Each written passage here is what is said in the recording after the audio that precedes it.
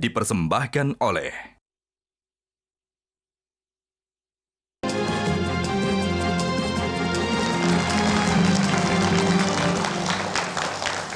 Pemirsa, Indonesia batal jadi tuan rumah Piala Dunia U20. FIFA mencoret Indonesia sebagai tuan rumah Piala Dunia U20 dikarenakan situasi terkini di Indonesia.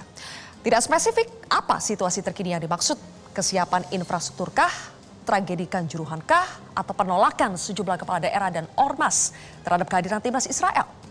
Yang jelas, pemerintah Indonesia dan PSSI dinilai tidak mampu memenuhi standar FIFA untuk menjadi tuan rumah. Kekecewaan dan kemarahan pemain timnas U20, pelatih, tim ofisial hingga rakyat Indonesia tidak terbendung. Asa menjadi tuan rumah yang sudah dipupuk puluhan tahun pun pupus sudah. Bahkan timnas U20 pun terancam tidak bisa tampil di Piala Dunia U20 tahun ini. Siapa yang harus bertanggung jawab? Benarkah birahi politik telah menghancurkan sepak bola Indonesia? Inilah kontroversi selengkapnya. Asa tuan rumah musnah sudah. Bersama saya, Zilvia Iskandar.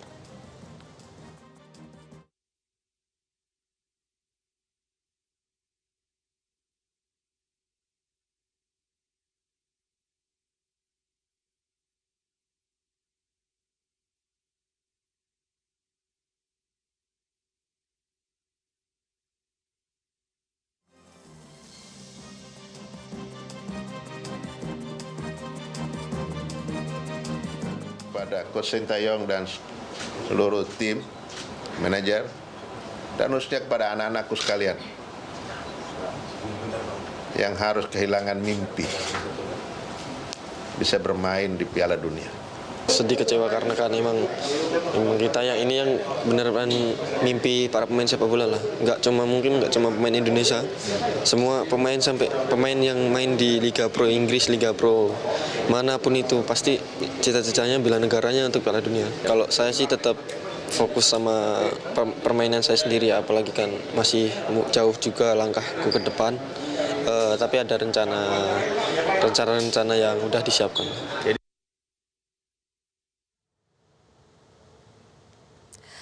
Pemirsa, untuk membahasnya sudah hadir 5 orang narasumber di studio Metro TV. Di sebelah kanan saya ada 3 pemain timnas U20. Boleh ditampilkan teman-teman semuanya. Yang pertama adalah Arkan Fikri, kemudian Rabani Tasnim dan juga Tito Wiratama. Penonton di studio, boleh kita berikan tepuk tangan yang paling meriah untuk pemain timnas U20 kita yang sudah bersedia hadir pada malam hari ini. Kemudian di sebelah kiri saya ada 2 pengamat sepak bola ternama. Ada Tommy Welly, Bung Toel, selamat malam. Selamat malam. Dan juga ada pengamat sepak bola Anton Sanjoyo. Bung Joy, selamat malam. Selain itu, pemirsa, tersambung melalui Zoom ada Wakil Presiden ke-10 dan ke-12 Republik Indonesia, Muhammad Yusuf Kala. Pak JK, selamat malam. Selamat malam. Baik, Pak JK sudah bergabung. Kemudian juga ada Pelaksana Tugas Menteri Pemuda dan Olahraga, Bapak Muhadjir Effendi. Pak Muhadjir, selamat malam. Selamat malam. Terima kasih Pak JK, Pak Muhadjir sudah bergabung bersama kami di Kontroversi. Izinkan saya akan mendahulukan terlebih dahulu pemain timnas U20 yang sudah hadir dalam kesempatan pada malam hari ini. Arkan, Bani, dan juga Tito. Saya lihat Arkan, Bani, Tito, tiga-tiganya pakai pita hitam di lengan sebelah kanan. Arkan, menandakan apa itu? Mungkin lagi duka dari sepak bola Indonesia karena kita gagal main di Piala Dunia.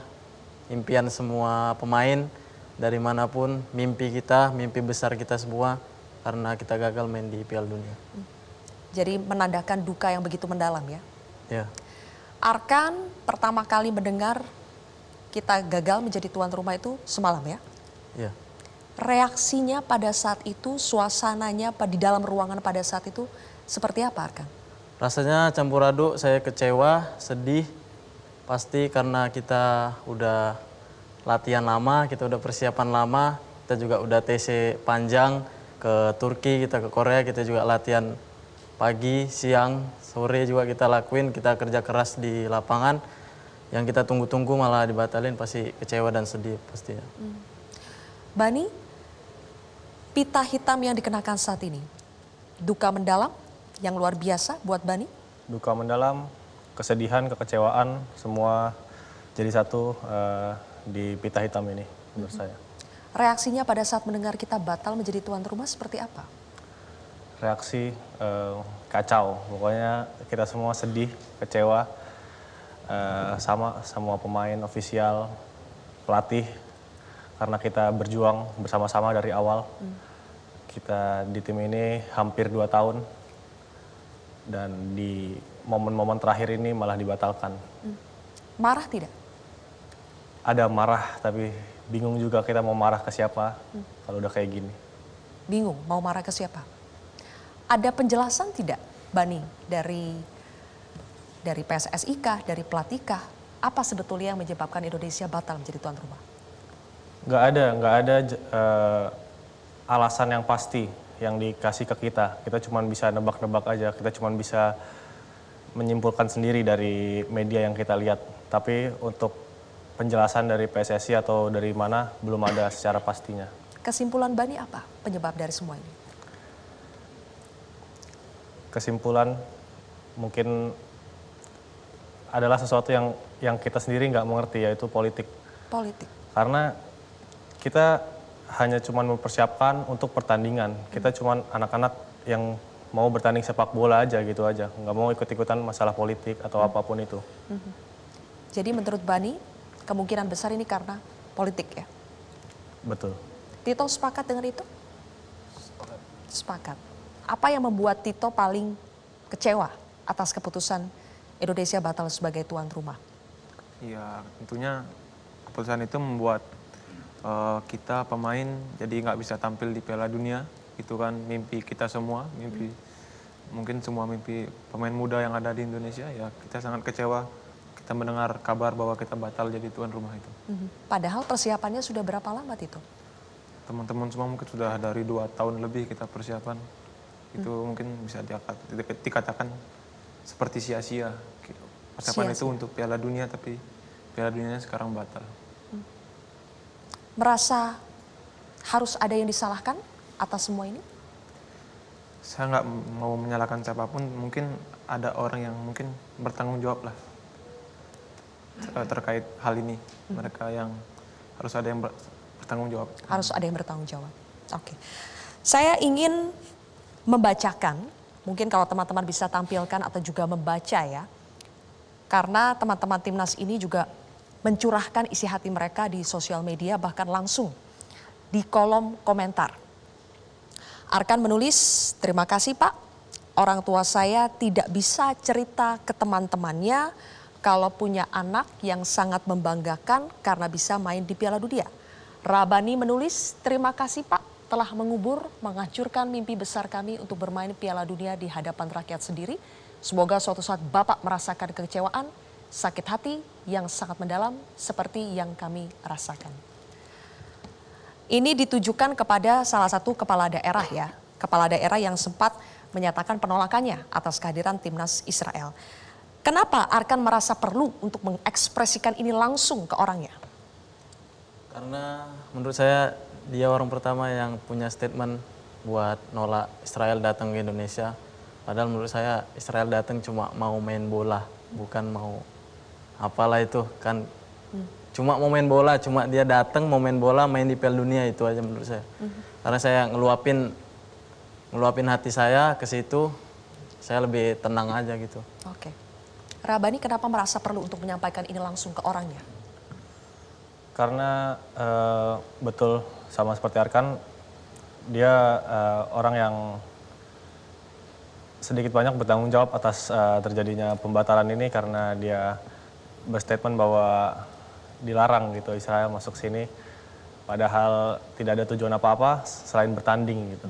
Jadi apa yang saya rasakan di malam itu, di malam yang sangat menyedihkan itu, saya curahkan di kolom komentar itu. Oke. Di sini sudah hadir Pak JK melalui sambungan Zoom. Pak JK, sepak bola Indonesia saat ini diganjar dengan kartu merah. Saya akan langsung tanya, tadi kita tidak sebut nama kepala daerahnya siapa, tapi saya ingin tanya ke Pak JK. Kita diganjar kartu merah oleh FIFA. Ya. Apakah karena Ganjar dan Koster? Ya tentu kita tidak tahu yang jelas, tapi tentu salah satunya apa sebabnya karena tadi itu. Karena memang ini bukan hal yang pertama. Waktu berapa puluh tahun yang lalu juga karena kita tidak izinkan Israel masuk, maka juga kita di ban, dilarang oleh FIFA dan sebagainya. Jadi tentu yang paling mungkin ialah pelarangan masuk ini karena juga sangat memang aneh memang.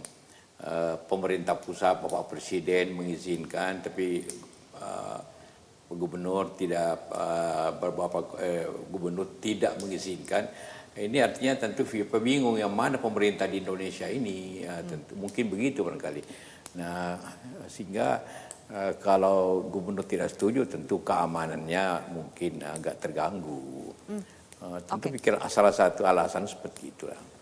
Pak JK, banyak sekali yang merasa bahwa ini politis sekali. Ada motif politik di balik pernyataan dua gubernur, Gubernur Bali dan Gubernur Jawa Tengah. Benarkah begitu Pak JK? Kalau apa yang saya baca itu tentu alasannya konstitusi. Konstitusi atau pembukaan Undang Dasar 45 yang dipakai sebagai alasan. Kalau kita baca pembuka Undang Dasar 45 ayat pertama atau itu berbunyi bahwa kemerdekaan hak semua bangsa. Karena itu maka penjajahan di dunia ini harus dihapus. Saya ingin jelaskan, itu benar, tentu itu kita paham dan kita setuju itu.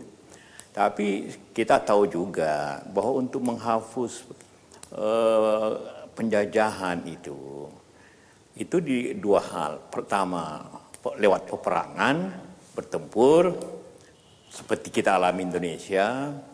Kedua, mengadakan perundingan perdamaian, seperti dilakukan oleh Malaysia.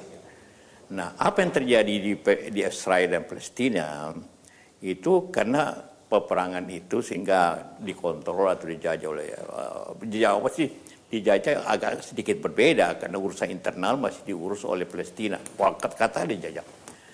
3 kali perang. Dan selalu tiap kali perang makin kurang wilayah Palestina yang dulu itu.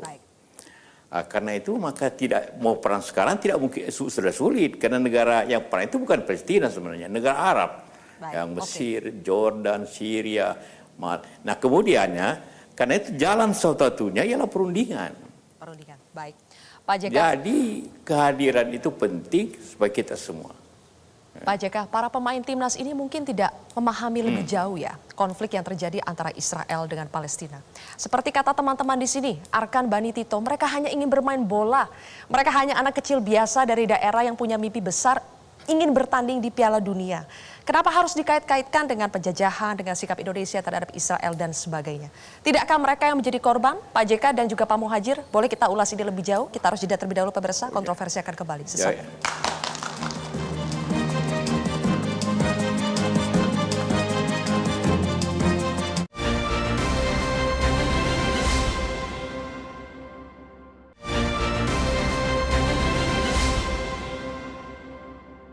Dipersembahkan oleh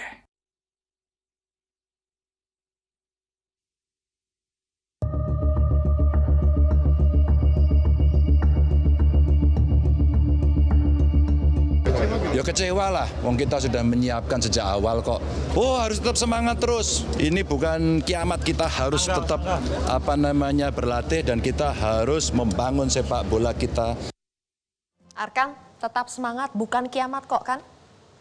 Ya emang belum kiamat, tapi ini udah masalah udah di depan mata. Udah 99% buat kita anak kampung yang tampil di Piala Dunia, yang buat banggain kedua orang tua kita. Emang kita masih muda, masih panjang buat kedepannya, tapi masalahnya ini di depan mata udah tinggal 99%. Harapan kita, harapan keluarga, harapan orang tua juga pasti sangat bangga punya anak yang bisa main di Piala Dunia, walaupun di kategori umur. Dan itu hancur begitu saja? Hancur. Dikatakan belum kiamat, Rabani. Bagi kalian ini seperti apa ya? Apa rasanya sudah seperti kiamat karena tidak bisa bermain di Piala Dunia? sama seperti Arkan, mungkin memang belum kiamat. Tapi memang ini salah satu mimpi besar kami untuk bermain di Piala Dunia di hadapan masyarakat Indonesia. Tapi kita mikir terberatnya bagaimana kalau misalnya PSSI atau liga kita disanksi oleh FIFA, di-ban gitu. Ya kiamat ini benar-benar terjadi karena emang ini sumber mata pencaharian utama kita. Kalau misalnya ini di-ban lalu kita nggak bisa main liga, ya kita mau cari sumber mata pencaharian dari mana lagi gitu. Oke. Jadi Tito sepakat kalau ini bukan hanya masalah kita batal jadi tuan rumah, ini bisa panjang masalah ini. Kalau saya sih sepakat karena menurut saya beliau yang mengambil keputusan, beliau juga harus memikirkan efeknya ke depannya dari keputusan itu apa. Memang belum kiamat tapi ada efek-efek yang terjadi, mungkin sanksi FIFA atau apalah yang berefek pada kita-kita semua yang masih muda-muda. Ya kita pasti berharapnya semoga sanksinya nggak berat atau nggak akan kena sanksi. Tapi kita kan nggak pernah tahu apa yang terjadi. Ya. Ya. Masih ada kemungkinan sanksi yang menanti kita ke depan. Pak Muhadjir, anak-anak timnas U20 sudah jadi korban. Padahal mereka tidak tahu apa-apa. Kami juga ingin tahu Pak, penjelasan dari FIFA. Due to the current situation. Situasi terkini yang mana Pak yang membuat Indonesia batal menjadi tuan rumah? Ya, pertama saya izinkan untuk menyampaikan rasa empati saya kepada para pemain, Saudara Arkan, Bani, dan Tito, dan kawan-kawan yang lain. Semuanya ini betul-betul di luar perkiraan kita dan mudah-mudahan ini suatu pengalaman yang sangat pahit, tetapi mudah-mudahan akan justru mendorong para timnas kita untuk lebih maju di depan. Soal bagaimana suasana di FIFA saya tidak tahu karena kebetulan yang mendapatkan tugas dan memang seharusnya itu adalah dari PSSI. Dan sebetulnya dengan FIFA kita sudah lama melakukan kontak-kontak jauh sebelum ada surat dari pemerintah provinsi tertentu dan juga sebelum ada eskalasi protesnya terlalu tinggi, kita juga sudah ada pembicaraan dengan FIFA. Karena kita juga sudah punya pengalaman dalam kaitannya dengan kehadiran tim Israel ini. Kan ini bukan pertama kali, tadi sudah singgung Pak JK, yang kalau saya hitung setelah reformasi ini sudah ada 8 kali, kalau saya boleh sebut misalnya, dan bukan juga tidak zaman hanya Pak Jokowi. Zaman Pak JK juga sudah ada tim yang Israel itu datang ke sini, misalnya tahun 2007 itu ada tim yang juga delegasi Israel datang itu United Nations Framework Convention on Climate Change atau UNFCCC, ya itu di Bali, dan juga di Jakarta pernah loh. Di Jakarta itu kejuaraan dunia bulu tangkis tahun 2015 juga tenang-tenang saja, itu nggak ada ribut itu. Baik. Ya, karena itu saya sempat mempelajari dari Kemenlu apa sih dulu kok bisa nggak ribut, kok sekarang ini jadi ribut gitu. Ya, bedanya apa Pak Muhadjir sekarang? Apakah ya, karena tahun politik? Ya memang sepak bola ini kan lain ya, sepak bola ini kan resonansinya jauh sangat besar karena ini melibatkan perhatian dari 189 juta penggemar bola Indonesia dibanding yang event-event yang lain. Bahkan termasuk yang saya kemarin sampaikan juga ke DPR, waktu DPR ada juga yang protes-protes itu, bahwa tanggal 20 sampai 24 2022 itu ada Interparliamentary Union atau IPU pertemuan, dan itu tuan rumahnya DPR loh. Jadi sebetulnya kemudian saya mempelajari waktu itu kira-kira apa yang bisa kita negokan dengan FIFA gitu ya. Sehingga nanti kalau tim Israel itu betul-betul hadir di Indonesia itu tidak, tadi yang disampaikan Pak JK, yang pertama itu jangan sampai menggoyahkan atau dianggap melanggar dari kebijakan luar negeri kita. Baik, oke. Terutama yang berkaitan dengan hubungan Israel dan sikap Indonesia terhadap kaitan Israel dengan Palestina. Sebetulnya kita sudah mencari jalan tengah ya, jalan yang terbaik untuk semua pihak. Bagaimana supaya timnas Israel tetap bisa tanding di Indonesia, Piala Dunia tetap bisa jalan di Indonesia. Saya ingin tanya kembali kepada Pak JK. Pak JK, sebelumnya sudah ada kesepakatan antar kepala daerah, ada 6 kepala daerah yang sepakat untuk menjadi host ya. Tempat mereka dijadikan pertandingan untuk timnas. Kemudian juga sudah ada omongan-omongan yang menyatakan semuanya sepakat. Tapi kenapa baru sekarang Pak JK ini menyatakan menolak dengan alasan kalau Israel tanding di Indonesia kurang lebih sama saja kita mengkhianati Palestina, tidak sesuai dengan ideologi Presiden pertama Bung Karno. Apakah ini sangat kentara motif politiknya Pak JK? Ya tentu ada aspek politiknya. Yang bisa jawab cuma yang bapak-bapak yang menolak. Kita tidak tahu apa benar begitu, tapi kenyataannya begitu. Itulah juga saya kira yang membingungkan FIFA, karena sudah disetujui, sudah tanda tangani semua pihak, tiba-tiba tidak boleh. Ini menyebabkan kredibilitas kita terganggu nanti. Dan jangan lupa, tentu saya juga simpati kepada adik-adik kita, anak-anak kita pemain yang luar biasa itu. Tentu mungkin. Tapi juga ini mungkin saja 50 tahun, mungkin 100 tahun tidak dapat kesempatan lagi untuk menjadi tuan rumah World Cup ini. Ya. Mungkin minimum 50 tahun kita tidak punya kesempatan lagi. Dan ini kesempatan yang luar biasa yang hilang tiba-tiba gitu kan. Dan ini bukan hanya mengecewakan pemain, mengecewakan masyarakat umum. Akhirnya nanti masyarakat kita akan lebih mengenal lagi pemain Inggris, pemain Itali, pemain Spanyol dari pemain nasional. Kalau kita di-ban, akibatnya begitu. Akhirnya rasa nasionalisme kita agak sulit memang akibat seperti itu. Itu sayang sekali memang. Kerugian yang sangat besar sekali lagi buat kenapa kita. saya tidak bicara karena saya karena alasannya yang saya baca bahwa ini karena undang-undang dasar. Saya ingin mengatakan undang-undang dasar itu juga baca yang ayat lain yang mengatakan Indonesia ikut serta dalam ketertiban dunia dengan kemerdekaan dan perdamaian. Jadi melawan Israel bukan hanya dengan perang, tapi dengan cara bagaimana perundingan damai. Indonesia dapat ikut kalau itu dalam kesempatan itu. Oke. Pak JK, kalau ada jangan ditafsirkan lain. Iya, kalau ada multitafsir, kemudian ketidaksetujuan kepala daerah padahal sebelumnya sudah sepakat. Apakah ini juga artinya ada kegagalan pemerintah pusat mengonsolidasikan kepala daerah? Ya tentu itu salah satu. Kalau pusat sudah menentukan kemudian dibantah dari daerah, tentu akan dinilai oleh masyarakat adanya ketidaksepakatan atau adanya ketidakdisiplinan dari bawah. Tentu begitu. Apapun kejadiannya. Kalau gubernur menetapkan ini, kemudian bupati menolak dan lain, juga bupatinya tidak disiplin seperti itu. Sama semua sistem akan terjadi begitu. Jadi orang akan melihat Indonesia bagaimana, siapa yang memerintah ini sebenarnya. Nah, kalau terjadi begitu, semua tekan, Pak Jokowi menjamin tidak diskriminasi, kemudian terjadi, ini mengakibatkan ketidakpercayaan orang. Kita saja bingung, apalagi mereka kan, apalagi FIFA pasti bingung seperti itu. Oke, terakhir Pak JK, sebelum kita berpisah dengan Pak JK ya, nanti saya ingin minta Pak JK untuk menyampaikan juga kepada pemain timnas U20 kita yang baik yang hadir di sini maupun yang tidak. Karena sudah ada ketidakpercayaan, sudah ada kekecewaan dan kemarahan, bagaimana kita bisa bangkit dari ini Pak JK? Boleh disampaikan nanti usai jeda Pak JK dan juga Pak Muhadjir, kami akan kembali sesaat lagi pemirsa.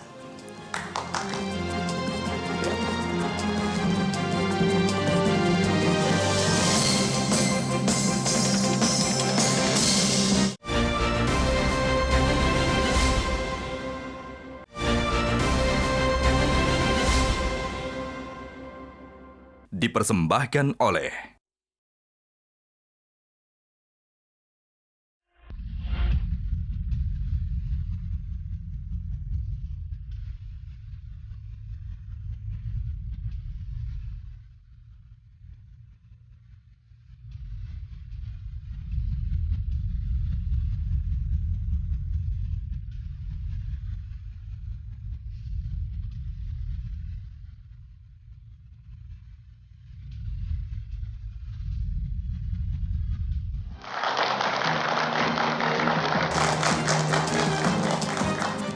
Saat ini pemirsa sudah hadir asisten pelatih timnas U20 Nova Arianto. Coach Nova, selamat malam. Boleh kita berikan tepuk tangan untuk Coach Nova. Coach Nova, persiapan sudah begitu luar biasa, Ya. tapi akhirnya batal jadi tuan rumah. Anda sekarang sudah bisa terima atau masih marah? Masih marah sih pastinya. Karena kami dari coaching staff sudah mempersiapkan segala sesuatunya hampir dari tahun 2020 ya. Dari awal kita membentukkan dari U19 dengan pemain waktu itu ada si Rido, ada si David, dan akhirnya kita ganti generasinya si Rabani, Tito, dan Arkan.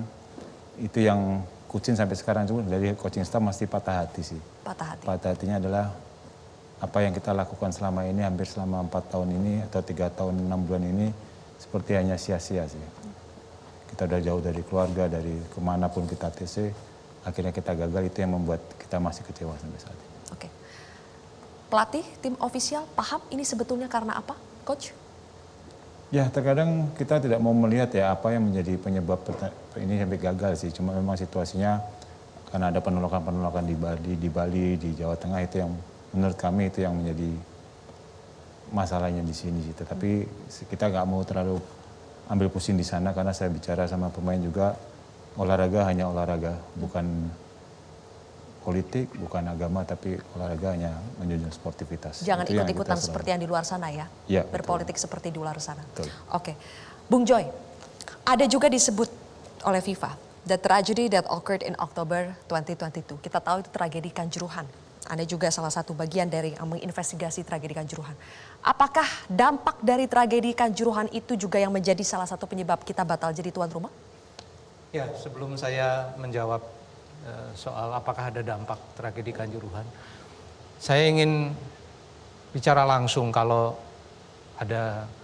Ganjar Pranowo atau siapa, Nyoman Koster, Wayan Koster melihat acara ini, lihatlah wajah-wajah para pemain ini, lihat wajah Coach Nova. Ini pemain bola itu kalau dari kecil, ini Rabani ini main bola dari mungkin masih kecil, anak-anak mungkin 8 tahun, 9 tahun, mimpi mereka cuma satu. Mimpi mereka cuma satu. Dia ingin membela nama Indonesia di level paling tinggi. Mimpi paling tingginya opus coronanya, mahkotanya pemain bola itu pakai Garuda kalau orang Indonesia. Ya, membela Indonesia di level internasional. Dan ini adalah ajang tertinggi di level junior. Meskipun ya U20 ya, level tertingginya pasti yang senior. Tapi Piala Dunia dengan title Piala Dunia itu opus corona, mahkota buat mereka. Dan mimpi mereka tiba-tiba dihancurkan begitu saja oleh pernyataan-pernyataan yang menurut saya absurd. Absurdnya kenapa? Oke, kalau membela konstitusi. Konstitusi Indonesia mengatakan bahwa kita menentang semua penjajahan. Tapi kan semua penjajahan itu kan tidak hanya Israel kepada Palestina yang dikategorikan sebagai penjajahan. Rusia sampai hari ini mencengkram Crimea, wilayahnya Ukraina. Tidak pernah ada orang politisi Indonesia bicara. China sampai hari ini masih mengokupasi Tibet. Tidak pernah ada orang bicara mengenai penjajahan, konstitusi dan segala macam. Jadi kalau ngomong konstitusi kok tebang pilih. Karena Palestina itu renyah. Palestina itu selalu bisa jadi gorengan para politisi itu. Dan menurut saya absurd. Absurdnya apa? Selain menghancurkan mimpi Rabani, Akran, dan teman-teman yang lain itu. Mereka sebetulnya tidak punya agenda apa-apa selain agenda politik yang busuk. Nah, agenda politik busuk ini menghancurkan anak negerinya sendiri. Jadi itu alasan pertama, bukan karena tragedi Kanjuruhan menurut Anda? Gimana? Tapi karena agenda politik busuk tadi yang lebih menjadi penyebab kita batal? Bukan karena tragedi Kanjuruhan? Ya, saya kira agenda politik itu kan kalau kita mau bicara konstitusi, ya konstitusi kita bicarakan dalam level global yang adil dong. Jangan hanya Palestina dan Israel. Itu maksud saya. Rusia sampai hari ini mencengkram Crimea. 2014 mereka serang Crimea, wilayahnya Ukraina. Nggak pernah ada orang politisi kita bicara. Pemain Rusia datang ke Indonesia. Bahkan menurut saya munafiknya itu sudah sampai tahap yang luar biasa karena kemarin atlet Israel juga datang kok ke Indonesia, atlet balap sepeda datang, atlet bulu tangkis datang, parlemen Israel juga datang ke Indonesia. Kok nggak ada yang bicara? Gitu loh. Jadi ini tingkat munafik yang luar biasa ini harus dicatat oleh orang Indonesia kebanyakan untuk menjelang pemilu nanti. Jangan lagi dilihat, jangan dilirik orang-orang itu. Menurut saya mereka adalah para pengkhianat. Oke. Kalau bicara soal tragedi Kanjuruhan, rasanya memang tidak connect. Tidak connectnya kenapa? Karena FIFA sendiri sebetulnya abai pada tragedi Kanjuruhan. 2 minggu setelah tragedi Kanjuruhan, Gianni Infantino datang ke Indonesia menandatangani semacam kontrak dengan Presiden Jokowi. Ya, mereka tidak peduli kok dengan tragedi Kanjuruhan. 135 orang mati di Kanjuruhan. Apa yang dikatakan oleh Gianni Infantino, apa yang dikatakan oleh Presiden Jokowi. Saya tim pencari fakta. Begitu saya masuk ke ruangan Presiden dan Pak Mahfud MD memaparkan semua temuan kita, apa yang dikatakan Pak Jokowi? Jangan masuk ke ranah sepak bola. Kalau jangan masuk ke ranah sepak bola, kita mau masuk ke ranah apa? Itu menurut saya sinyal yang sangat keliru, blunder dari Presiden Jokowi tentang penanganan tragedi Kanjuruhan. Dan sekarang backfire, berbalik menjadi bumerang kepada pemerintah. Apapun alasan dibalik penolakan atau pembatalan ini, tapi ini adalah bumerang. Ini catatan juga bagi pemerintah. Ya, oke. Catatan yang begitu luar biasa, Pak JK. Akibat yang begitu luar biasa yang ditimbulkan. Ya. Nasi sudah menjadi bubur, Pak JK. Bagaimana kita bisa bangkit dari hal ini? Pesan Pak JK apa? Pertama kita mengharap bahwa mudah-mudahan saja FIFA hanya memberi sanksi kepada soal tempat karena penyelenggaranya tidak sanggup sesuai dengan suratnya, current situation. Jadi mudah-mudahan saja. Artinya PSSI tidak disanksi, tidak diban, sehingga anak-anak kita tetap bermain. Jangan lupa, ya saya bukan pemain bola, tapi saya pernah urus bola 10 tahun waktu ketua PSM. Mengerti bagaimana perasaan pemain. Apabila dia sudah luar biasa, bertahun-tahun meninggalkan sekolahnya, bertahun-tahun meninggalkan orang tua rumahnya untuk bangsa, untuk kemajuan, tapi tiba-tiba hilang dalam waktu sekejap. Tentu saya sependapat dari tadi yang berbicara bahwa ini simpati kita kepada anak kita, yang luar biasa. Mudah-mudahan tetap bisa bermain, cuma tempat saja yang berpindah. Ya mudah-mudahan seperti itu. Tapi kalaupun terjadi yang paling baik, paling jelek, ya kita berusaha untuk bisa merehabilitasi yang terdekat, sehingga anak-anak kita tetap menjadi pemain-pemain yang hebat. Ini jangan lupa World Cup ini akan menimbulkan Ronaldo yang baru, Messi yang muda, sehingga pertandingannya bukan soal junior senior, tapi akan menimbulkan suatu nanti harapan-harapan masa depan termasuk kita tentunya. Baik. Jadi saya sangat simpati mengharapkan doa seperti kepada anak-anak kita yang luar biasa ini. Baik kalau begitu. Pak JK, terima kasih atas waktu kesediaan Pak JK untuk bergabung bersama kami di Kontroversi pada malam hari ini. Wakil Presiden ke-10 dan ke-12 Republik Indonesia. Terima kasih Pak JK. Pak Muhadjir, sanksi FIFA katanya mengancam ada di depan mata. Bagaimana kita bisa menanggulangi atau mengantisipasi sanksi dari FIFA tersebut? Pak Muhadjir boleh dijawab, kita akan jeda terlebih dahulu pemirsa, jawabannya usai jeda.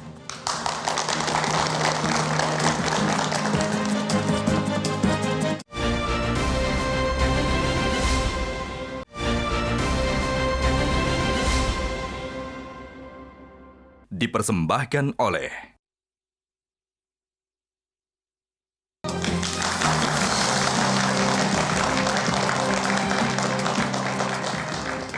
Kembali lagi di Kontroversi, pemirsa.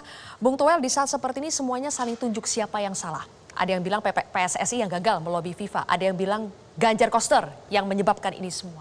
Tapi memang haruskah kita mencari siapa yang salah dan minta mereka bertanggung jawab? Harus dong meminta mereka yang bertanggung jawab. Makanya saya pikir saya harus mulai dari seperti ini ya.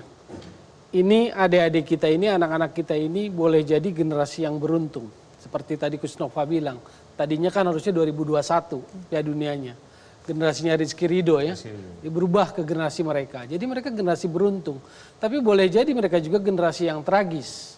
Karena impian mereka yang paling ultimate itu tim nasional dan Piala Dunia hampir mereka capai kurang dari 2 bulan lagi. Sudah di depan mata, kurang dari 2 bulan lagi dan sirna sekarang. Jadi buat saya itu tragis, kejam buat mereka. harusnya tanggal 20 Mei pas hari kebangkitan nasional mereka itu main pasti karena posisi tuan rumah pasti main di opening. 20 Mei kebangkitan nasional.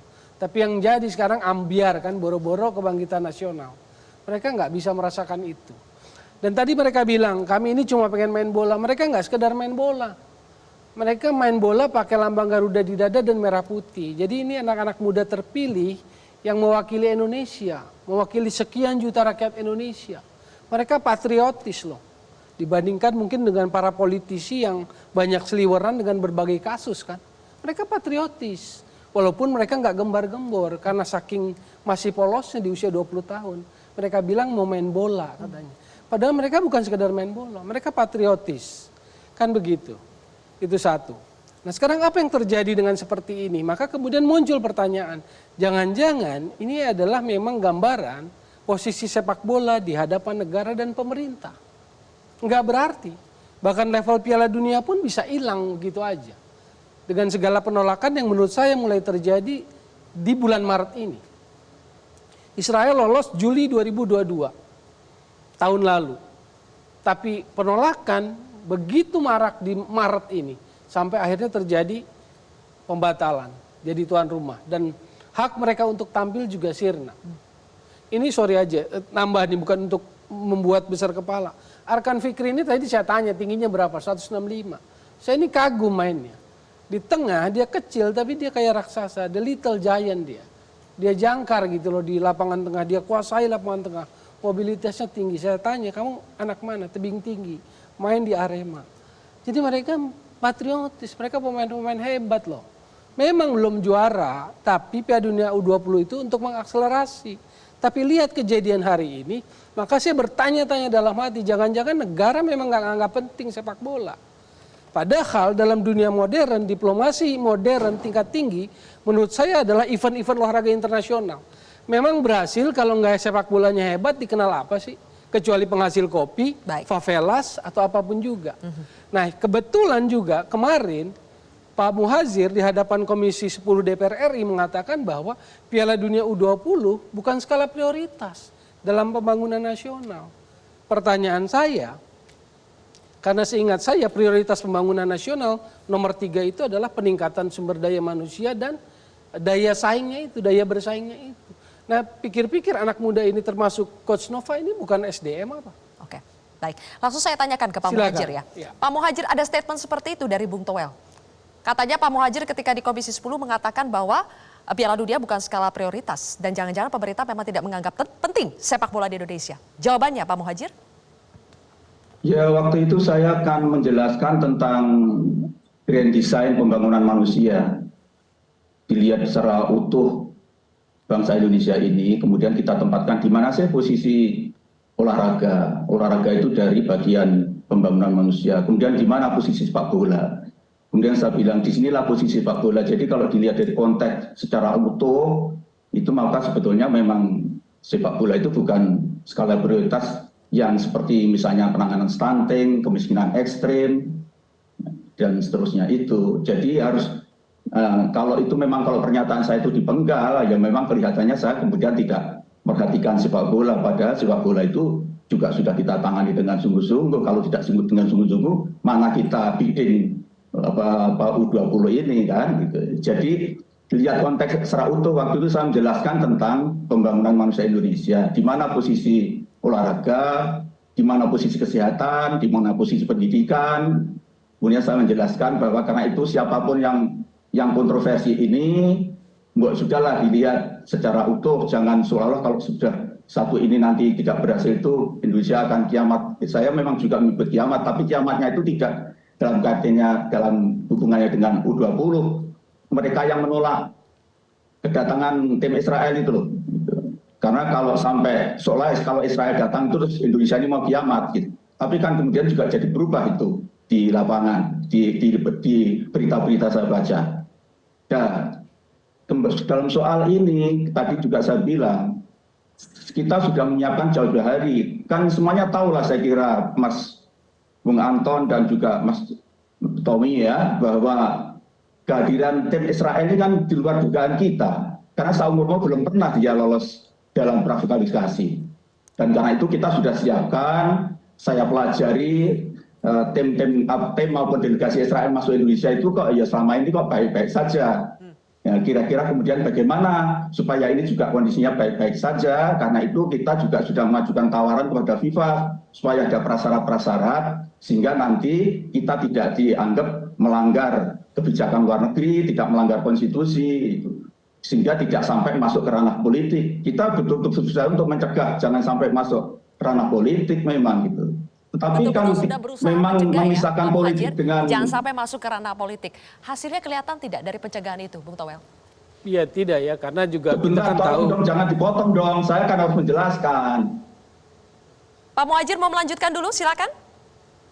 Ya, jadi kita berusaha betul untuk meminimalisir jangan sampai masuk ranah politik. Tapi kan kenyataannya tidak mungkin kan memang olahraga tanpa masuk politik. Tadi komentarnya Bang Anton juga sudah intervensi politik kalau nggak salah.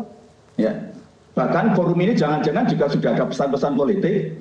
Jadi kita yang fair saja lah gitu ya. Jadi ini kita berusaha, pemerintah tidak betul kalau pemerintah dianggap jangan-jangan pemerintah memang mengabaikan sepak bola. Dia hanya mengutip sepotong dari pernyataan saya di DPR yang tidak dilihat secara utuh.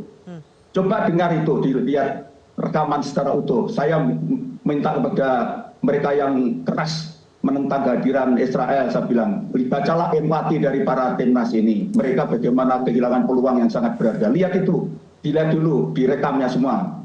Biar jangan hanya dapat potongan-potongan dari berita. Gitu. Jadi saya mohon, kita sudah kerja keras betul, gitu, termasuk lobby dengan FIFA itu tidak hanya terjadi ketika Ketua Umum ketemu dengan mereka, sejauh-jauh hari kita juga sudah melakukan prakondisi. Gitu. Jadi, dan memang kondisi terus berubah seperti itu dan kita tidak bisa berbuat banyak ketika kemudian tempat yang sudah menandatangani government guarantee dan juga itu kemudian membuat surat pernyataan yang betul-betul di luar dugaan kita, itu memang itu kemudian menjadi sangat eskalatif sekali. Itu saya mohon ini dipahami betul bahwa kalau mohon jangan sampai ada pernyataan bahwa pemerintah memang sengaja abai. Itu saya betul-betul saya memang PLT Menko Pera, tapi ingat saya Menko PMK yang bertanggung jawab juga dengan soal ini gitu. Jadi sekali lagi kita sudah berusaha keras. Kalau seandainya tidak berhasil, kita sudah berusaha keras. Kita terima. Dan juga sekarang ini kita juga sedang berusaha bagaimana tidak ada sanksi atau seandainya sanksi jangan sampai memberatkan untuk Indonesia. Itu tetap kita akan usahakan. Terima kasih. Pak Muhadjir boleh sekarang ditanggapi ya oleh Bung Toel ya. Bung Toel, pemerintah sudah berusaha keras kata Pak Muhadjir. Kepres 19 2020, pembentukan Panitia Nasional FIFA Under-20, itu kan namanya INAFOK. Pak Muhadjir juga sebagai ketua tim pengarah lah, SC-nya gitu loh. Ketika Israel lolos, isu tentang Israel ini menurut saya perlu kepekaan dan sensitivitas untuk dikelola lah. Supaya tidak terjadi seperti yang kejadian Maret ini gitu loh. Dan membatalkan keikutsertaan Indonesia maupun status tuan rumah Indonesia gitu loh. Apakah jadi kita pertanyaannya tidak cukup adalah mengelola itu? Katakanlah kita pertanyaan awamnya publik ataupun saya adalah apa yang dikerjakan INAFOK dalam periode ketika Israel dipastikan lolos Juli 2022 sebagai runner up zona Eropa. Baik. Oke, boleh dilanjutkan nanti ya Bung Toel dan juga rekan-rekan semua. Kita harus jeda terlebih dahulu pemirsa, kita ikutin terlebih dahulu Headline News berikut ini.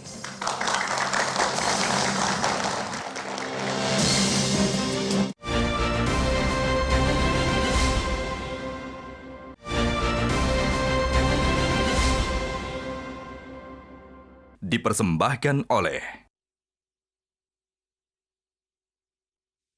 saya pun sama juga merasakan hal itu, kecewa dan sedih, tapi jangan menghabiskan energi untuk saling menyalahkan satu sama lain.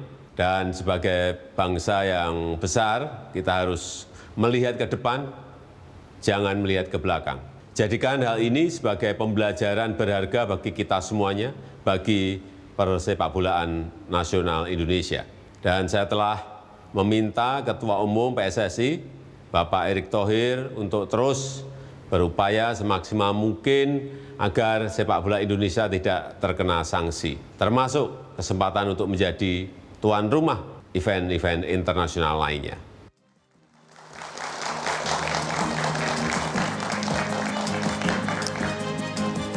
Coach Nova, kalau kita boleh jujur-jujuran, masih ada tidak kesempatan buat kita tampil di Piala Dunia U20 tahun ini? Ya kesempatan itu walaupun sekecil apapun itu ya, sekecil apapun mungkin hanya 1% aja, itu yang masih kita harapkan kita masih bisa tampil di Piala Dunia. Karena sampai saat ini PSSI masih mencoba lobby-lobby itu, walaupun sekali lagi mungkin kesempatannya hanya 1%, kita inginkan 1% itu ada di kita. Dan memang kalau rezekinya kita ada di situ, kita akan ada di situ. Tapi kalau tidak ada pun ya itu yang harus kita terima. Oke. Coach, Anda percaya ketika tadi Pak Muhadjir juga bilang pemerintah sudah mengupayakan semuanya, sudah berusaha keras. Semenjak eskalasi penolakan terhadap Israel itu muncul, pemerintah sudah berupaya untuk melokalisir itu semua. Anda melihat upaya pemerintah itu? Kalau upaya pemerintah sekali lagi, karena saya biasanya ada di lapangan, saya nggak begitu memperhatikan masalah itu ya. Saya cuma selalu berpikirnya setelah ada penolakan-penolakan itu adalah, mungkin saya juga sudah bicara dengan pemain juga, yang bikin saya kecewa adalah di saat situasinya kita membela negara orang lain. Membela negara orang lain dengan sekuat tenaga, dengan apapun itu, penolakan apapun itu. Tapi sekarang kita bisa lihat, Israel masih bisa main di Piala Dunia. Palestina masih bisa main di Piala Dunia. Tapi kita lihat Indonesia tidak bisa main di Piala Dunia. Itu yang sampai sekarang menurut saya masih nggak habis pikir sih. Nggak habis pikirnya adalah kesempatan pemain-pemain kita di Indonesia, pemain Indonesia untuk tampil di level yang paling tinggi, nggak bisa main. Tapi kita coba membela negara yang, ya sekali lagi saya nggak mau ikut di politik atau di hukum ya. Tapi saya nggak mau ikut di situ. Tapi saya melihat seperti kecewanya seperti itu aja. Karena event Piala Dunia saya bilang adalah jembatan buat mereka untuk tampil di sepak bola luar negeri. Karena saya berharap mereka bisa bermain di luar negeri dan bukan hanya bermain di dalam negeri. Dan Piala Dunia adalah salah satu jembatan buat mereka untuk tampil di sana. Karena saya yakin di event Piala Dunia, tim-tim scouting dari klub-klub ada di dunia pasti akan spotlightnya ada di Piala Dunia U20. Karena di situ pasti akan timbul tadi ada Ronaldo baru, Messi baru, dan itu pasti spotlightnya ada di sana. Dan akhirnya jembatan yang itu buat jembatan pemain-pemain itu untuk menuju ke sana hilang. Dan saya sekali lagi sangat benar-benar seperti kata Coach, dia sangat patah hati sekali karena ya kesempatan atau mimpi mereka untuk tampil di Piala Dunia hilang begitu aja. Patah hati luar biasa. Ya. Tito, mungkin ketika sudah 2 bulan ini Tito sudah membayangkan belum akan seperti apa tampil di Piala Dunia? Cita-cita Tito itu nanti ke depan seperti apa? Apakah sudah membayangkan semua itu dan boleh diceritakan kepada kami? Tentunya sudah ya. Kan ini udah tinggal 2 bulan lagi, udah di depan mata. Tentunya kita pemain pasti sudah membayangkan kita bermain di hadapan puluhan ribu supporter, di hadapan orang tua sendiri, bermain di stage tertinggi di Piala Dunia. Ya kita pasti udah membayangkan semua dan itu hilang tiba-tiba. Tito dari Bali ya? Iya, dari Bali. Penolakan datang dari Gubernur Bali salah satunya. Kecewa Tito?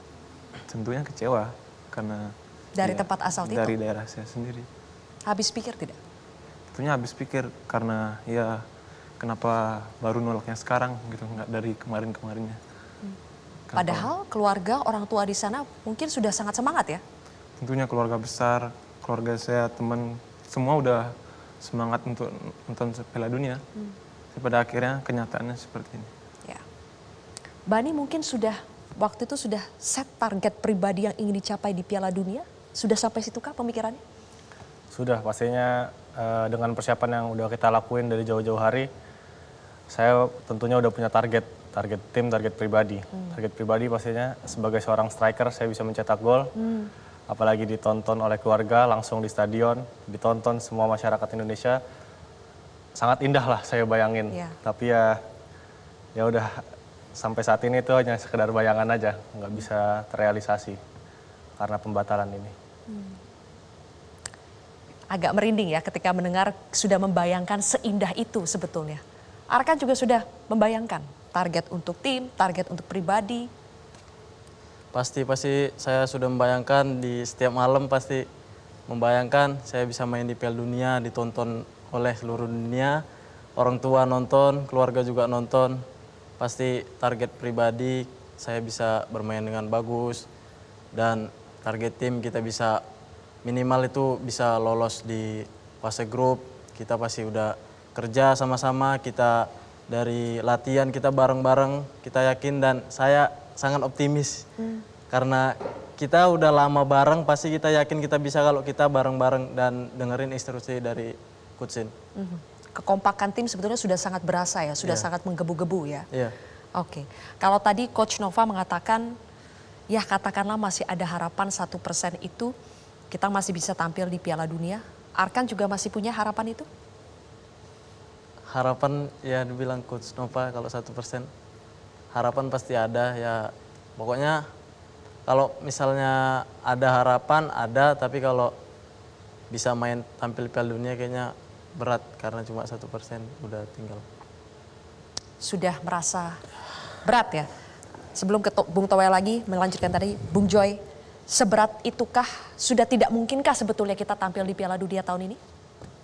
Kalau dari sisi teknis masih mungkin kalau negara pengganti Indonesia itu yang ditunjuk oleh FIFA siapapun dia posisinya lolos kualifikasi, sehingga masih ada 1 slot yang tersisa bisa diberikan kepada Indonesia. Tapi dengar-dengar kan yang calon kuatnya Argentina dan Peru. Argentina dan Peru itu tidak lolos di zona CONMEBOL.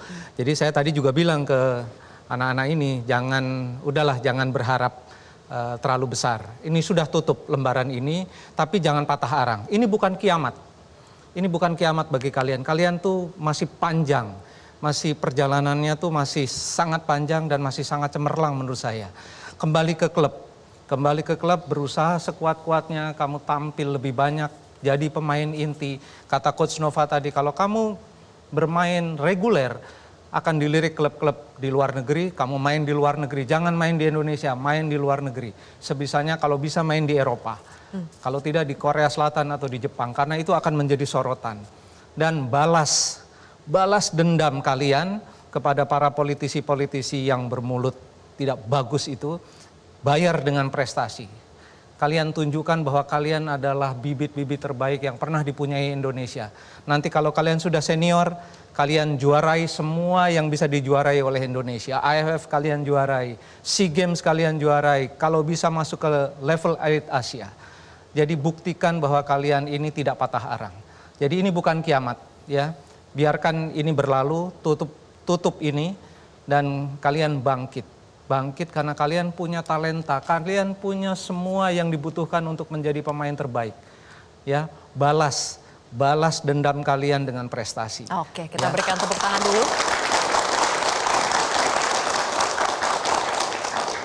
Bung Toel, terkait balas dendam dengan prestasi, otomatis kita harus bisa ikut serta di berbagai banyak event, begitu kan?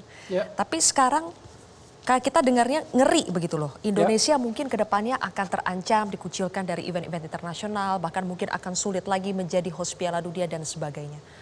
Betulkah itu bisa saja terjadi kepada kita? Sanksinya sampai seperti itu? Ya betul, karena di media rilis yang semalam FIFA sampaikan kan ada kalimat potensial sanksi. Hanya mungkin keelokan FIFA, wise-nya FIFA untuk tidak menyatakan saat ini. Dia akan menyatakan berikut katanya. Karena mungkin masih menghargai Indonesia, masa barang bagusnya udah diambil, langsung mau disertakan juga sanksinya saat itu. Tapi kalau kita pahami norma, regulasi, prinsip yang dilanggar, ya saya pikir sanksi itu memang membayangi mengancam kita. Dan kalau itu terjadi, maka kan positioningnya kan kita dikucilkan dari ekosistem sepak bola dunia. Makanya sebetulnya saya mulai kaget itu ketika PSSI hari Minggu sore menjelang malam itu menyampaikan bahwa drawing dibatalkan. Drawing itu bagian dari tahapan Piala Dunia. Tapi selanjutnya kemudian PSSI diwakili Exco itu mengatakan kurang lebih seperti ini. Kami sedang memikirkan cara bagaimana supaya sepak bola Indonesia tidak dikucilkan dari ekosistem sepak bola dunia. Di situ saya langsung kaget karena relevansi kalimat itu adalah tentang sanksi. Kan itu kurang lebih kaitannya adalah tentang sanksi. Dan itu yang bahaya, yang akan menjadi collateral damage lah buat sepak bola Indonesia.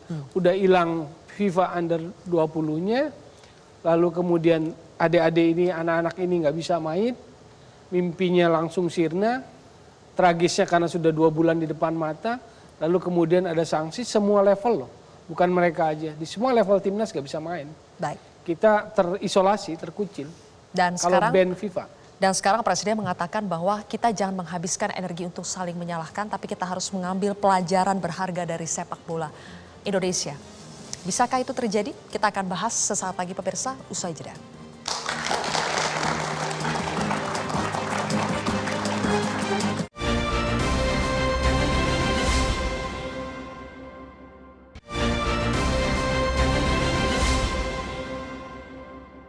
Dipersembahkan oleh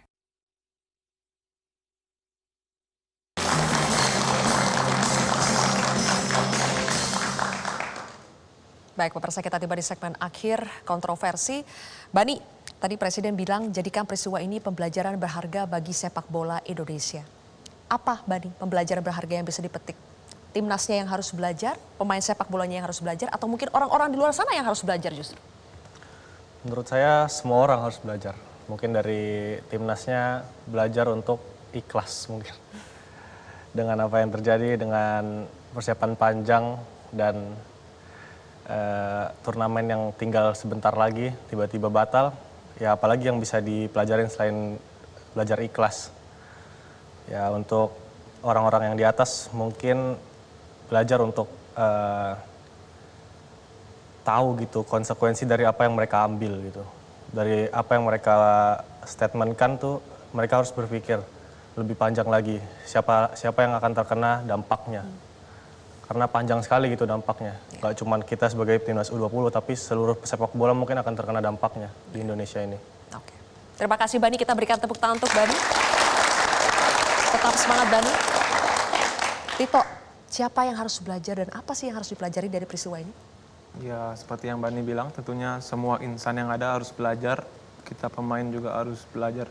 Timnas juga harus belajar. Seperti kata Bani, kita harus ikhlas dan mereka beliau yang di atas pun juga harus belajar untuk keputusan itu efeknya apa buat kita pesepak bola atau apa yang diambil kebijakan itu lebih wise lagi ke depannya. Harus lebih bijak lagi. Iya, ya? lebih bijak lagi. Arkan? Ya, sama. Pembelajaran, harapan Arkan? Buat pemain yang pasti kita, seperti dibilang Bani, pasti kita harus ikhlas. Dan harapannya semoga tidak ada kejadian seperti ini lagi. Ya. Karena ini mungkin tidak terjadi lagi. Piala Dunia kita mungkin berat buat bisa main di Piala Dunia. Udah di depan mata, saya bilang tadi 99% lagi buat kita tampil, buat kita nunjukin ke dunia, buat ke orang tua. Tapi sirna dan mudah-mudahan ini jadi pelajaran. Jangan ngambil keputusan yang seenaknya karena kita jadi imbasnya juga kita yang pengen buat main tampil di Piala Dunia, sirna gitu aja. Banyak sekali rakyat juga yang kecewa dan berdoa untuk timnas U20. Apa yang mau disampaikan Arkan kepada masyarakat Indonesia? Buat masyarakat Indonesia, terima kasih udah support dari pertama, dari awal kita dan tetap dukung kita. Semoga kedepannya Indonesia dan sepak bola Indonesia ini bisa lebih baik lagi. Amin. Pasti kita dukung terus ya. Bung Toel, benarkah ini pembelajaran buat sepak bola Indonesia? Ini sebetulnya kan pertanyaan standar ya. Tapi kali ini saya nggak bisa jawabnya. Saya nggak bisa jawabnya karena harga yang dibayar terlalu mahal. Dengan case ini, batalnya Piala Dunia U20, kehilangan mereka tampil, ini harganya terlalu mahal. Lalu saya dengar misalnya elit itu, pejabat itu bilang bahwa ini bukan kiamat. Mungkin seolah-olah membesarkan hati, menghibur. Tapi saya melihatnya itu penyederhanaan ya, menyederhanakan gitu loh. Jadi saya sulit ngomongnya mau apa gitu loh, pembelajaran apa gitu. Apakah olahraga harus dipisahkan dengan politik? Iya, sejati-jatinya seperti itu. Saya selalu bilang bahwa sepak bola prinsipnya, undang-undang dasarnya, kitabnya, statutanya mengatakan itu pisahkan politik dari olahraga. Tapi kita juga harus otokritik sendiri, bukan cuma ke FIFA otokritiknya. Kalau FIFA jelaslah superpower dengan negara anggota 211 kadang absolut, kadang menjadi tend to menyeleweng atau agak ini. Tapi kalau buat kita itu juga harus otokritik. Kita juga campur aduk kok. Kita juga kental aroma politiknya sepak bola kita gitu loh. Jadi jadikanlah kalau berani otokritik. Karena selama ini pun olahraga kita, sepak bola kita nggak pure bener-bener sepak bola, nggak pure bener-bener olahraga. Campur aduk sama Sudah politik. campur aduk. Yes. Jadi pertanyaan Sylvia sulit sekali dijawab. Padahal itu standar ya? Padahal standar kan? Pembelajaran apa yang kita ini? Kalau kemarin-kemarin dijawab, sekarang saya nggak mau jawab. Oke, karena harga yang dibayar harus terlalu mahal. Terlalu mahal untuk kesalahan yang bukan karena mereka. Yes. Coach, kalau kita memang betul mau membenahi sepak bola Indonesia, harus dimulai dari mana? Dari siapa? Kalau saya dari semuanya ya, pasti sepak bola tidak bisa berjalan dengan sendiri ya. Sepak bola butuh pemerintah. Karena apa? Karena kita butuh infrastruktur yang baik untuk sepak bola kita. Tapi saya belajar di sini adalah untuk bapak pejabat-pejabat di sana, mungkin kalau saya juga baca di media sosial, nggak apa-apa lah itu hanya Piala Dunia. Mungkin bagi orang luar, Piala Dunia hanya sebuah turnamen. Tapi bagi pemain bola, Piala Dunia adalah mimpi bagi semua pemain bola. Tidak bisa disamakan, itu hanya Piala Dunia, itu nggak akan kiamat tadi kata. Benar, tapi bagi pemain sepak bola, kesempatan itu tidak akan datang 2 kali. Tetapi kesempatan yang pertama aja mereka tidak dapat. Kan banyak kita kenal, kesempatan nggak akan datang 2 kali. Ini bukan yang kedua kalinya, yang pertama aja kita nggak dapat itu. Jadi itu buat belajar dari bapak-bapak di sana, sepak bola adalah sepak bola. Di kita juga sama, mungkin dari PSSI, dari federasi, tata kelola kompetisinya bisa lebih baik lagi agar apabila kompetisinya baik, tim nasional juga pasti akan baik. Dan di bawah kita sebagai teknis ya, kita akan perbaikin apa segala kekurangan yang ada di pemain sehingga membuat sebuah tim nasional yang kuat dan mempunyai prestasi yang sangat baik ke depan. Oke, kita berikan tepuk tangan untuk Coach Nova. Tapi satu lagi saya ingin tanya ke Coach Nova. Sepertinya kan kita mendengar itu jadi takut, jadi ragu untuk bermimpi. Supaya kita bisa punya mimpi ini lagi, Coach Nova, tentu kita harus tetap bagaimanapun harus bermimpi ya, supaya ada tujuan. Kita punya semangat. Bagaimana supaya kita bisa membangun mimpi itu lagi? Apa yang bisa dilakukan, Coach? Ya, setiap orang hidup pasti punya mimpi. Dan mimpi itu harus kita perjuangkan. Dan mimpinya kita apa? Kita ingin main di Piala Dunia. Kita jangan pakai ambil lewat tuan rumah, tapi kita harus memperbaiki secara skill mereka, secara teknikal, taktikal mereka, agar apa?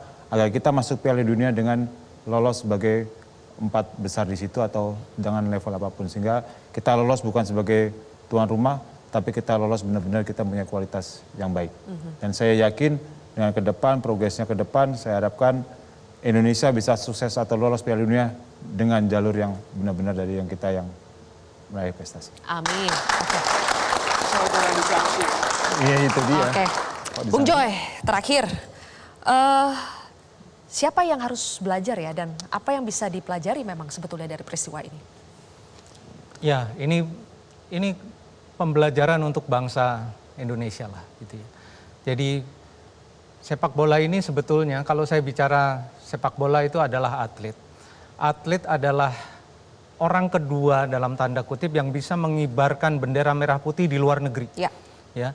Satu presiden kalau dia berkunjung ke luar negeri, kedua adalah atlet sepak bola kalau tanding di luar negeri bendera merah putih berkibar. Betul. Ya, berkibar secara resmi ya, secara resmi kenegaraan. Itu hanya atlet dan presiden. Jadi kalau kita mau bicara siapa, pembelajarannya apa? Pembelajarannya adalah bahwa bangsa ini sebetulnya harus tahu diri. Kalau mau membangun karakter bangsa, nation character building, itu ya mesti serius membangun olahraga. Dan pesan saya bukan hanya sepak bola loh. Sepak bola ini kan digemari di luar di seluruh dunia digemari, tapi secara basic yang harus dibenahi adalah jiwa-jiwa sportivitasnya lewat semua cabang olahraga termasuk cabang sepak bola lewat pemain-pemain muda ini. Kan yang menjadi pertanyaan besar saya, sepak bola ini sepertinya anak emas gitu loh. tetapi dalam banyak hal tidak diurus juga dengan baik gitu loh. Harusnya kalau memang kita concern dengan membangun karakter bangsa lewat olahraga, diantaranya sepak bola, ya semua cabang gitu loh. Dan ini ya sekali lagi saya katakan ini pembelajaran buat bangsa, terutama juga kepada para penyelenggara negara yang hanya menganggarkan 0,01% dari APBN ya untuk pengembangan olahraga. Di antaranya juga sepak bola gitu loh. Jadi kalian ini semua omong kosong kalau bicara membangun karakter bangsa lewat olahraga, lewat sepak bola, tapi anggaran yang diberikan hanya 0,001% dari APBN. Jadi udahlah, kita ini sekarang melihat ke depan kita punya masa depan lebih cerah. Amin. Dengan pembelajaran ini. Sekarang pahit, Bani dan kawan-kawan pahit, oke, tapi kalian harus bangkit. Amin. Ya, sekali lagi saya pesankan balaslah mulut-mulut yang busuk itu dengan prestasi kalian di masa depan. Baik. Saya berharap kalian meraih medali emas lagi di Asian Games, di SEA Games. Kalian juara Eropa, juara Asia, bisa meraih lagi medali emas untuk Indonesia dan mengibarkan merah putih di luar negeri. Kita akan bangga banget. Saya tunggu. Saya benar-benar menunggu. Kita semua menunggu. Kita berikan tepuk tangan. Bung Joy, Coach Nova, Bung Toel, semua pemain timnas U20, kami mengucapkan terima kasih. Seluruh bangsa Indonesia mengucapkan terima kasih. Tetap semangat, jangan patah arang, dan balas dengan prestasi yang luar biasa. Pemirsa, demikianlah kontroversi pada malam hari ini. Saya Zilvia pamit undur diri. Kita jumpa lagi habis minggu depan.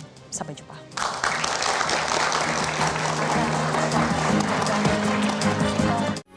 Metro TV.